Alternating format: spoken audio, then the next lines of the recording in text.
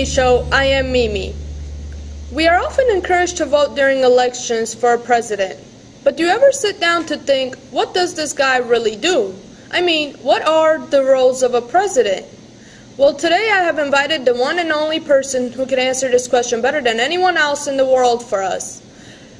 Ladies and gentlemen, please help me welcome Mr. Barack Obama.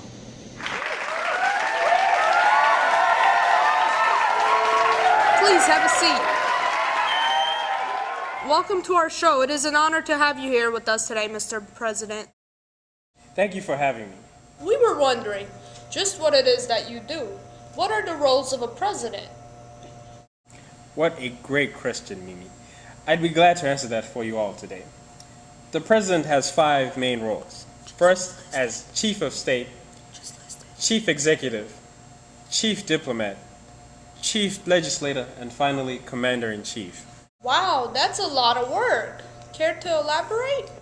Sure, of course. As chief of state, I am the person who everyone turns to during a crisis or in a time of need. It is my duty to comfort my country and take instant charge of a problem. I also have the honor to decorate war heroes, dedicate parks and post offices to people, even make calls to astronauts while they are in space. That's pretty cool. Can I have a park dedicated after me? Well, that depends. What heroic thing have you done lately? I'll have to get back to you on that one. Moving on to your next role as chief executive, what exactly are your duties?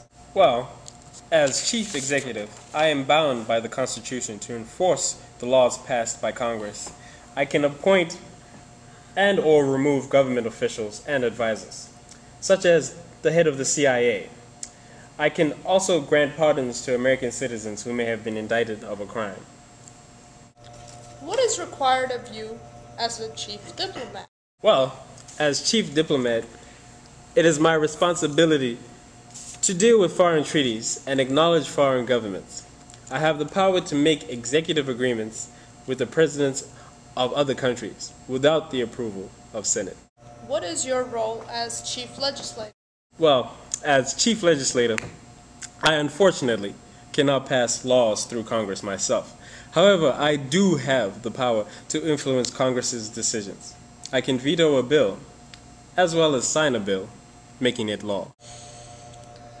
Now, last but not least, tell me about your role as our Commander-in-Chief. Well, finally, as Commander-in-Chief, I am in charge of every branch of the United States Armed Forces.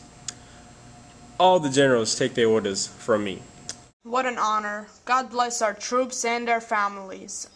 Well, Mr. President, I'd like to thank you for taking the time out of your busy schedule to join us today. It was my pleasure. I hope you have enjoyed it as much as I did. And that's our program for today, ladies and gentlemen. Join us next week when we discuss martial arts with Jackie Chan.